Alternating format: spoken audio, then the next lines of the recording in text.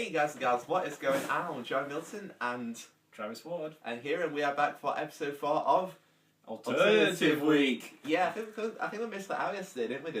Maybe in the Yeah. Nirvana video. As we just uploaded like just a few moments ago to YouTube, and Due to problems last night when uploading. oh no, it was so crazy. Like so I was saying, like trying to get the 2 videos out, but obviously couldn't due to technical issues. Well, from a 24-hour perspective, we did get them both out in a day.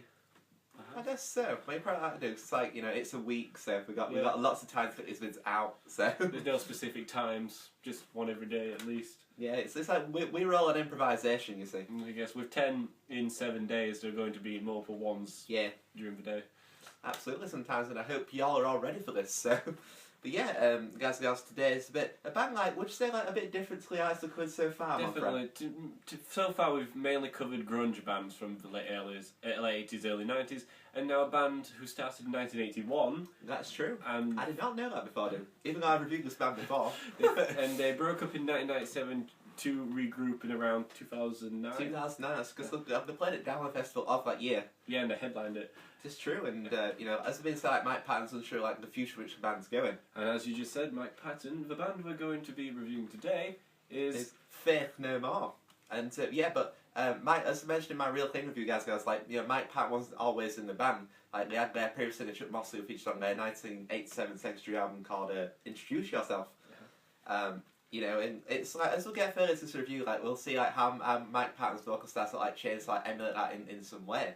But yeah, like as I was saying to Trevi earlier, like Introduce Yourself, sure, you can see why the band fired Chuck Mosley. It's a bit of like a daisical vocal performance from him personally, in my opinion. Like it sounds like the Crab song, for instance, which are a little strange. Also, song called like Faster Disco, I think, like the first song. But you can see why like the band wants like a different direction. It's a bit like what Iron Maiden did in many ways with like Paul Di'Anno being replaced by Bruce Dickinson.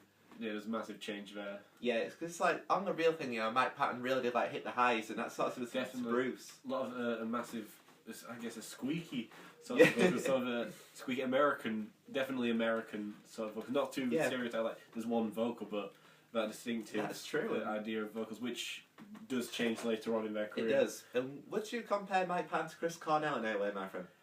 I guess because he has such a wide variety of vocals on this album, and especially Angel Dust. That's true. He's got his highs, he's got his lows, and he's just got some screams as well, or shouty sort of stuff. I know, it all has like, make the band's discography really diverse, in my opinion. It makes it very creative, it makes it angry, it's got a lot of vibrance to it. It does, and as I was saying, like, sort of see why a band like replaced their previous singer. And also then we recruited Mike Patton in 1989, so they released this thing, which I reviewed before. From the band Mr. Bungle. Oh yeah, the American experimental band Mr. Bungle, which he was a part of.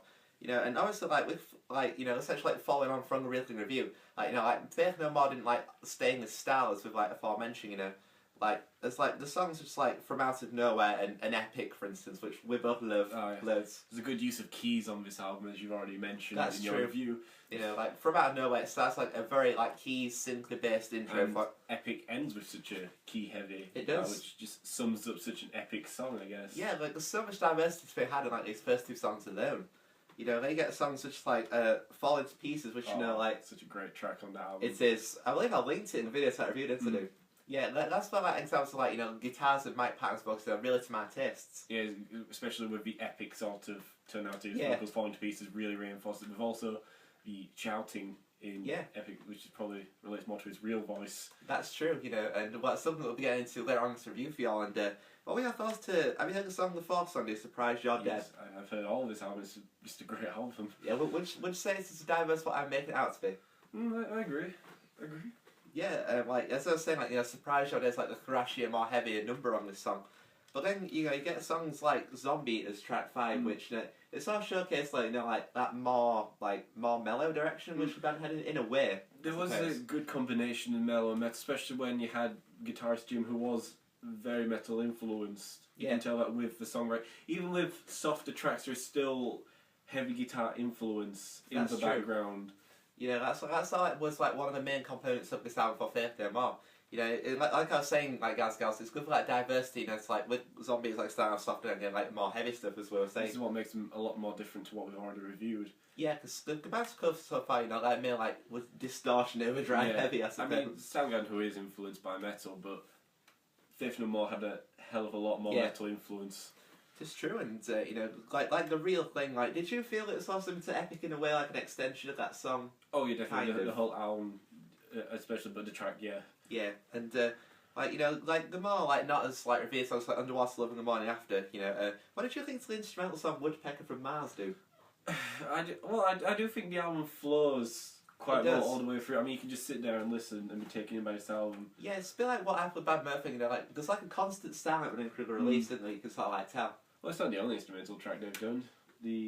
On Angel Dust, Near Inviendi motion soundtrack theme they did. Near Inviendi. So they're a band who's more experimental. That's true, and I guess that could be like the Mike Patton influence in many ways. Experimental band, you know. Like, you know, experimental could be like, you know, could mean many things, but, you know, this leads to Faith No More. Experimental even when he's not featured into the track. That's true. Well, Wikipedia dubs Mr. Bungle as an experimental rock band. It is, and we all know our thoughts on Wikipedia, folks. You know, they got like, the cover of War Pigs by Black Sabbath. I think that just suits Faith No More down to a T, because you've got these heavy metal guitars with a similar playing to that of Tony Iommi, and you've got the vocal stylings which you can tell, well not tell, but are similar to Ozzy Osbourne's vocal stylings, as we saw yesterday with Jack Black doing a cover of War Pigs. Oh yeah, we're watching Jack Black doing War Pigs, that was ace, yeah. When he was on a talk show, but from Mike Patton on the Real Thing album, because as his vocals will change later on, his vocal stylings are very similar to that of Ozzy Osbourne. That's true, my friend, and you know, what we have thoughts like the more soul-driven Edge of the World songs when the album on? I think it was a good end to the album, something that has been heavy rock throughout it. It pretty much sums it all up. Yeah, it's like, I would say like some fans might have like best pleased with that like you know, style, but now going back to War Pigs, I thought it was cool, like, you know, Faith No More incorporated their guitar tone into the song. Especially an experimental band, they're not sticking to their own tracks. Yeah. I think this got them a Grammy or got them nominated for a Grammy. I think so. Their cover of War Pigs. So it wasn't just the album that got them Grammy nominated, it was the cover too. This album blew up. This was a very big album when it came out. It was just big everywhere. Indeed, you know, like as I was saying, like, you know, the bands of course have been like, you know, so like more like grungy oriented, but Faith No More they're more like mainstream alternative. They were more rock. diverse at this time. Yeah. Like Guns N' Roses were. It wasn't just the grunge dominating at this time. It was more of this metal, experimental rock orientation. So, you know, but then, you know, that's why alternatively, you know, it could be like, you know, so diverse, you know, musically. All these sub-genres we can get from alternate music. It's so good, dude. You know, that's one of the primary reasons we love it so much, isn't it? But yeah, once the Real Thing had passed on, we got like the album Angel Dust, which the swan on the front of it. It is, and that's kind of like indicate like the change in direction, like it's a more very classy album, I think. Yeah, I get that vibe too. Like it's more like there's more influence, like emphasis on like synths. Yeah, and there's more experimentation. I mean, definitely way more than what the Real Thing had. Yeah, because I think at the time, like, you know, many fans weren't expecting Angel Dust to sound like it did. Yeah, no two tracks are alike, I think, on Angel Dust. I mean, it flows quite well, but it does.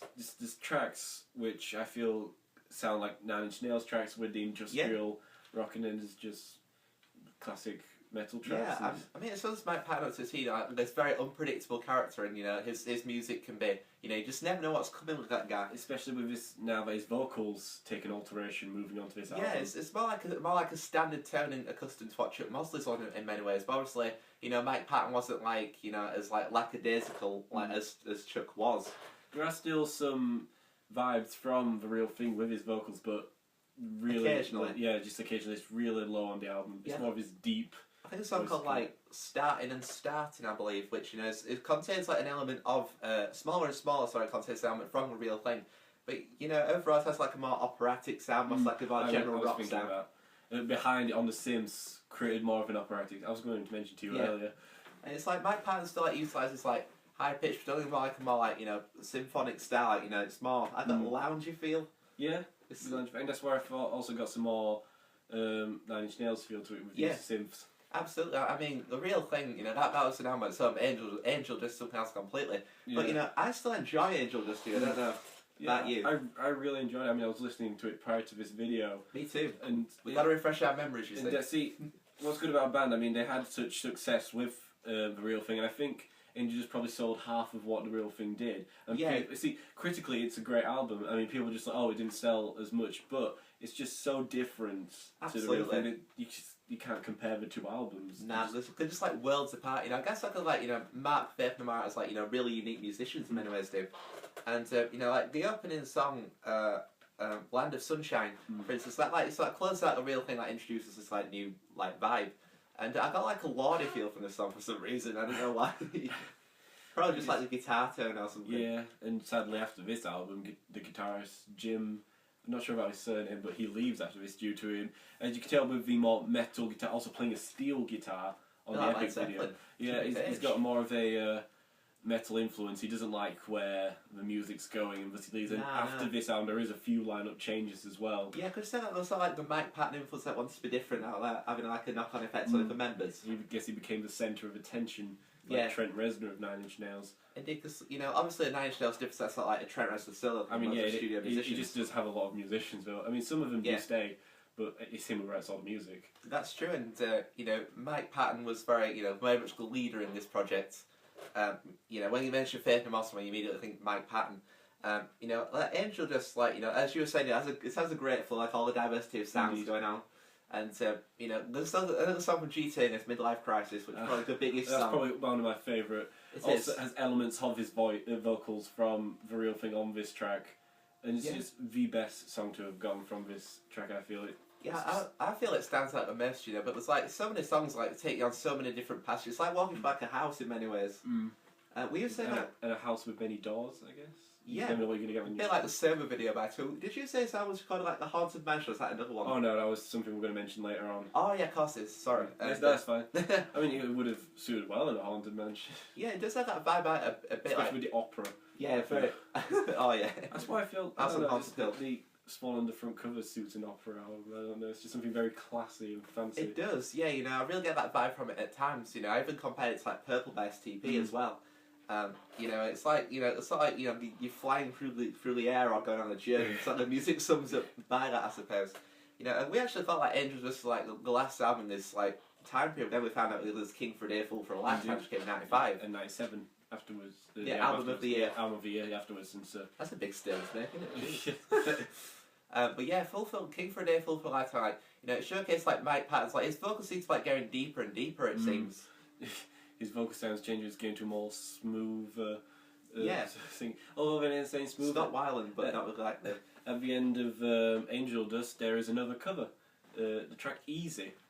Originally by, I think it's a comment, I'm going to get it wrong probably, but then Lionel Richie also covered this. Oh wow, that does show the elegance. The video has a lot of transvestites on it. It's got a tinted That's Mike Patton camera. To say it's such an experimental album, especially with an instrumental track before this, it just ends on like this smooth. And what's the name of this instrumental track, Maestro? I can't remember. It's like it's from a movie or. Motion City? Yeah, I think so. I'm not sure. Motion City soundtrack, although we're not fans of that band. Oh, no. I listen to a French nerdy punk rock. Oh, I know a lot of the ladies like that stuff.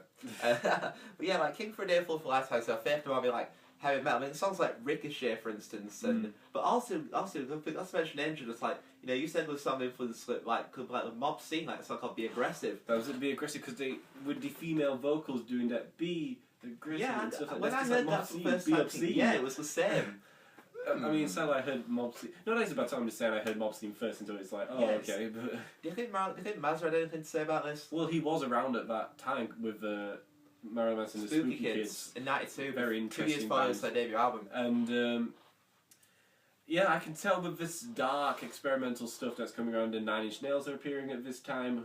Trent Reznor has worked with Marilyn Manson, and I can imagine with the dark figure of Mike Patton. In this later period, this definitely must have influenced. And this is saying if this sounds like recording in like a haunted house, it sounds like all practically feel it's a very dark album. It's, vibe wise, it's a lot different to Real Thing. Real Thing's more like up there. It's more optimistic. Definitely way more upbeat what Angel Dust is, but. Yeah, although I'm saying optimistic as a track of Falling to Pieces.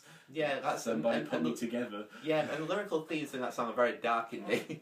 Yeah, the songs like Ricochet and Digging Grave, with the song Digging Grave, I got like a very like Dave Grohl, Mike Patton's vocals. You were telling me it sounded a bit like Foo Fighters, Fighters sounds like that. Yeah, imagine the song, it's like a cross between Monkey Wrench and DOA, in many ways. But different periods as well.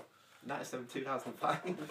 Yeah, I didn't actually listen like too much in depth to King for a Day, Fool for a Lifetime, but the overall consensus, I say, Mark, it was more like a heavy metal sound. You know, like maybe Faith No More wanted to like return to their roots, but you know, sort of like showcase like Mike Patton's like reformed. They went for a more heavy metal sound, so maybe they'll have a guitarist left. Yeah, like you know, did Jimmy like ever return for this album, or did he like stay away forever?